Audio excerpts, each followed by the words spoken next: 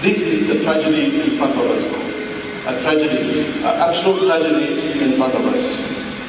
Now, there are lots of other issues where you can clearly see documents after documents we put out. And I want to read something very interesting. This is actually the Lembaga Pelabuhan Plan. This is a document from the Lembaga Pelabuhan Plan. And you can see, for example, the financial officer does not want to pay. She doesn't want to pay. He says, I'll read what she says. And she says, telah bertelaga, means had a fight. Telah bertelaga dengan nanti musibah, and also pembayaran ini akan melibatkan lembaga pelabuhan Kelang, kehilangan interest yang banyak kalau kita pecah FD, because the money is FD, FD belum matang lagi. Orang bayaran pun datin kes musibah mengatakan bahawa dia akan bertanggungjawab bila pertanyaan ini bertimbul.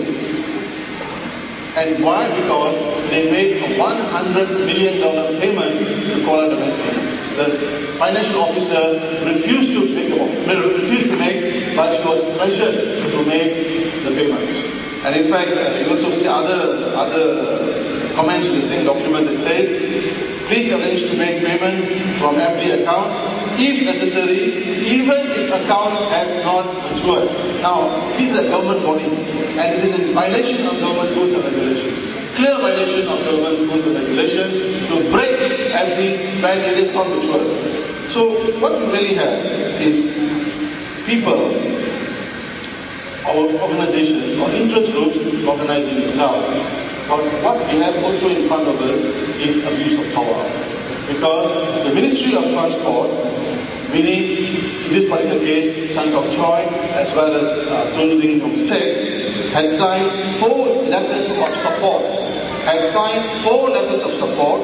Between 2003 and 2006, which were used by Kuala Lumpur Sdn Bhd to raise bonds. And they got a AAA. They got a AAA from the Malaysian Rating Corporation Berhad. So, you see how crime is organized in this country. I see YB William Yong coming here. Please welcome him.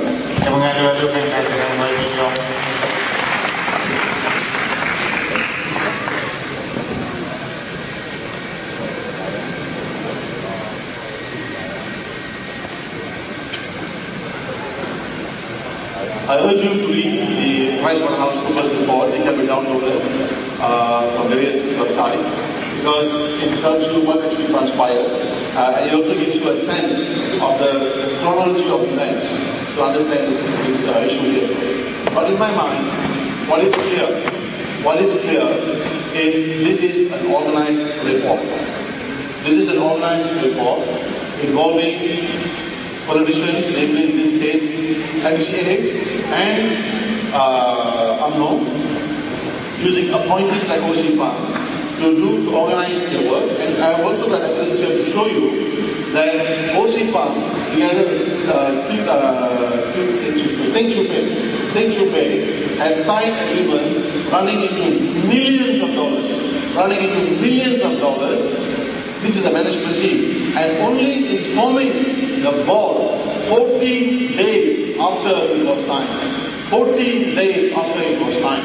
So there are many issues, many violations, abuses of power, gross negligence on the part of bottling authorities, on the part of government officers, on the part of government bodies that were supposed to protect the interests of the people. This did not happen.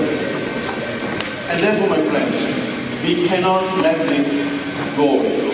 The government wants to wash its hands. And in fact, the strategy the government is using is to privatize the problem. What Najib is telling MCA is, hey MCA, this is your baby. You created the mess here. Now you solve the mess.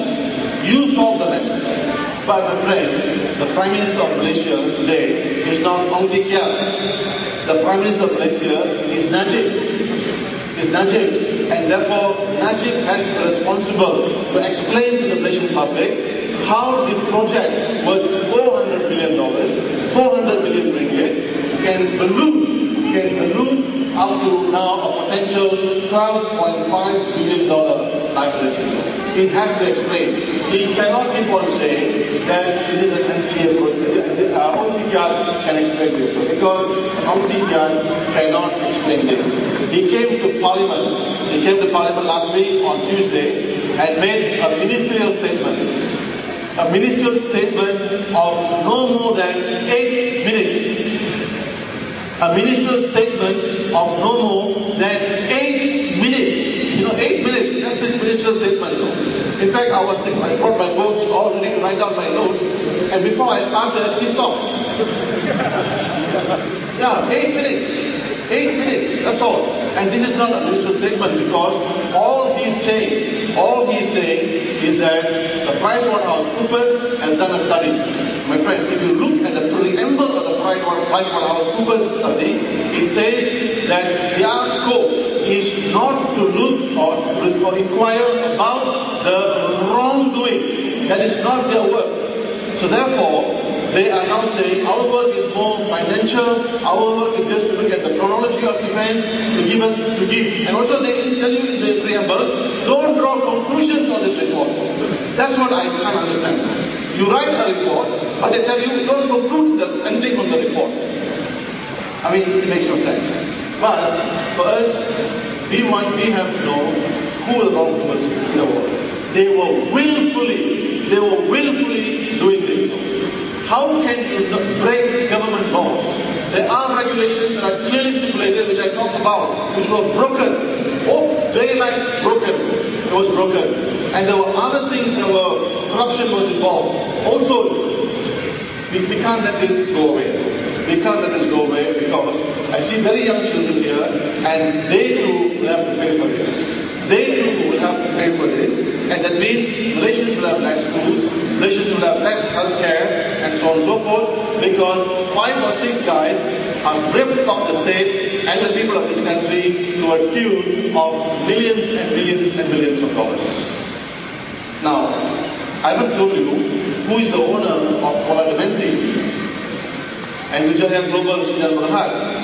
He's the member of parliament for Bintulu. He's a member of parliament for Bintulu, and he's also the chairman of the Bankers Club in Malaysian Parliament. So, this is very clear. This is an organized crime that's going on here. We have to stop it.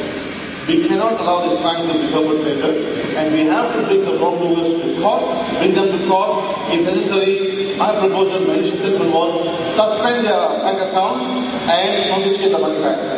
Because this is not $10, this is not $20, but it's running into billions of dollars, billions of dollars. So my friends, with that, I will stop here. But just to note that this saga has not stopped. Government of Malaysia must take responsibility for this, but they will not. They will all wash their hands. But you have a responsibility. We have a responsibility to ensure that the government brings to book those guys who committed crime in the context of the plotline free zone, so that in future these crimes don't take place at all. Because we have to have a corrupt-free society. We need to promote transparency, good governance, and accountability. Because of what they are doing today, lots of people will not be able to go to school or to enjoy healthcare in the country. And this is something we should not stomach. This is not. Therefore, with that, thank you very much, and thank you for your attention.